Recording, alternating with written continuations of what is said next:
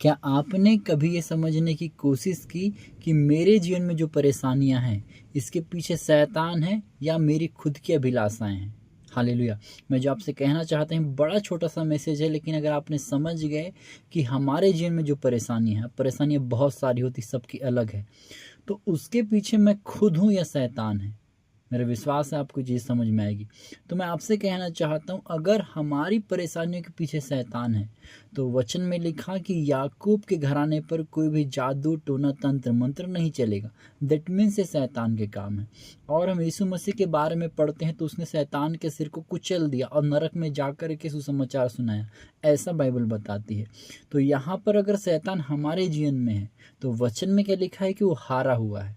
तो फिर वचन झूठा है, यीशु मसीह झूठा है कि वचन में लिखा कि यीशु मसीह ने शैतान के सिर को कुचल दिया, खुल्लम खुल्ला उसका तमाशा बना दिया। तो एक हारा हुआ व्यक्ति के सिर उठा करके चल सकता है?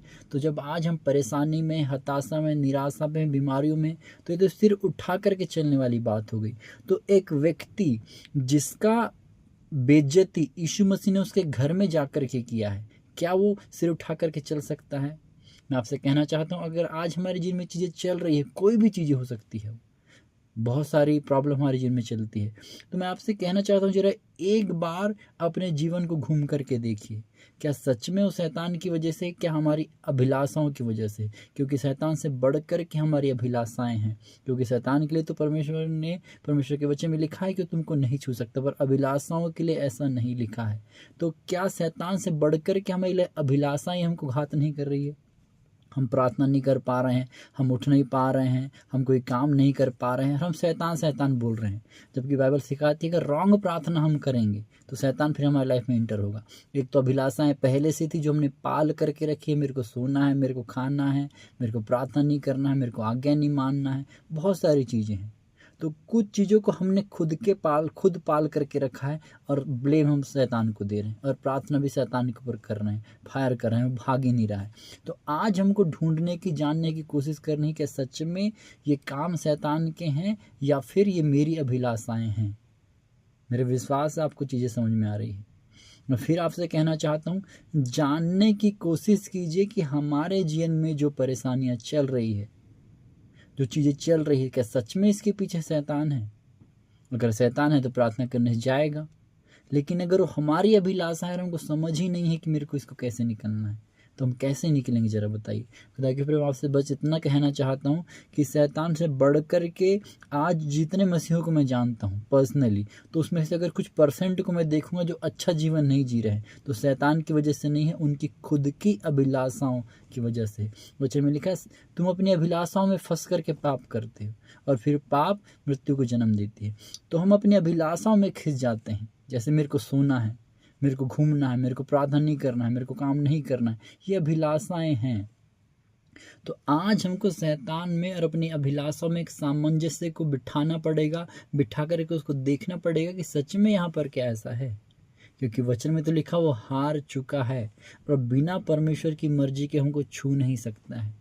सिर्फ मैं आपसे इतना कहना चाहता हूँ, चेक कीजिए कि सच में हमारे जीवन में, आपके जीवन में शैतान काम कर रहा है या आपकी खुद की अभिलाषाएं काम कर रही है। तो सही प्रार्थना जब आप करेंगे, जब आप अपने डांटेंगे अपनी अभिलाषाओं को, और अभिलाषाओं को डांटने के साथ साथ सोना हमारी अभिलाषा है, प्रार्थना नहीं करना, फालतू मोबाइल चलाना, फेसबुक चलाना, इंस्टाग्राम चलाना, ये हमारी विल है। हमारे अभिलाषा शैतान कहाँ है? वो तो हम बोलते हैं शैतान आ जा, शैतान है, शैतान। और फिर अभिलाषा हो तो थी ही, लेकिन जब हम अंगीकार करते हैं तो शैतान को एंट्री मिलती है। नहीं तो यीशु मसीह ने तो उसको बैन करके रखा है, लेकिन जब अंगीकार करते हैं मेरी लाइफ में शैतान का काम है, तो फिर तो मौके की ताक में रहता है। बच्चे में लिखा है वो ताक में रहता है किसको फाड़ खाए। और जैसे हम अंगीकार करते हैं फिर तो खुली छूट है उसको, हम खुला निमंत्रण देते हैं उसको कि आ मेरी लाइफ में काम कर, जबकि वो था ही नहीं। अब देखिए, अभिलाषाएं तो थी है, शैतान भी था, अब करे जाओ फायर, करे जाओ प्रार्थना। तो ये होता है। तो आज मैं आपसे इतना कहना चाहता हूँ, एक बार अपनी लाइफ को, जैसे एलिया ने जब आग जलानी थी वेदी के ऊपर, तो चारों ओर से घूम करके देखा, उस वेदी की मरम्मत किया। तो आज अपने जीवन को देखिए, और मैं नहीं बोल रहा हूँ कि मेरी ही बात को आप मानिए, एक बार खुद उसको जानने समझने की कोशिश कीजिए। पवित्र आत्मा सबके पास है, मेरा विश्वास है आपके पास है। वचन में लिखा 1 कुरिन्थियों 3 के 16-17 पद में कि क्या तुम नहीं जानते कि तुम परमेश्वर का मंदिर हो, उसका आत्मा तुम्हारे अंदर वास करता है। तो पवित्र आत्मा परमेश्वर ने आपको दिया है। वचन की नॉलेज, वचन की परख आपके अंदर है। आपको भले और बुरे का ज्ञान उत्पत्ति में ही हो गया है। तो जब आप समझेंगे, जानेंगे और समझ के प्रार्थना करेंगे तो परमेश्वर आपको डिलीवर करेगा। उसने अपना आत्मा आपको दे करके रखा है। लेकिन अगर आप गलत प्रार्थना करेंगे, गलत अंगीकार करेंगे, आप कभी भी डिलीवर नहीं होंगे। तो मेरा विश्वास है आज से आप समझेंगे कि आपके जीवन में जो चल रहा है क्या सच में शैतान की वजह से है, खुद की अभिलाषाएं हैं, खुद ने आपने पाल करके रखा है। मेरे विश्वास से आपको छोटा सा मैसेज समझ में आया है। इन वचनों के साथ मैं आपको छोड़ता हूँ। मेरा विश्वास है आप इसको गंभीरता से लेंगे और एक नए छुटकारे के अपने जीवन में इस मैसेज के द्वारा आप अपने जीवन में इंटर होता देखेंगे यीशु मसीह के नाम।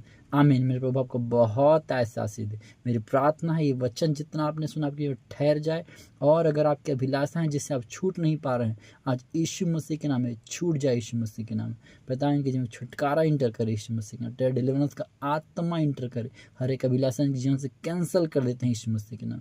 मैं धन्यवाद देता हूँ ऐसा करने के, दो यीशु मसीह के नाम मांगते हैं। आमीन आमीन आमीन। आप सभी को जय मसीह की। मैं गॉड ब्लेस यू ऑल।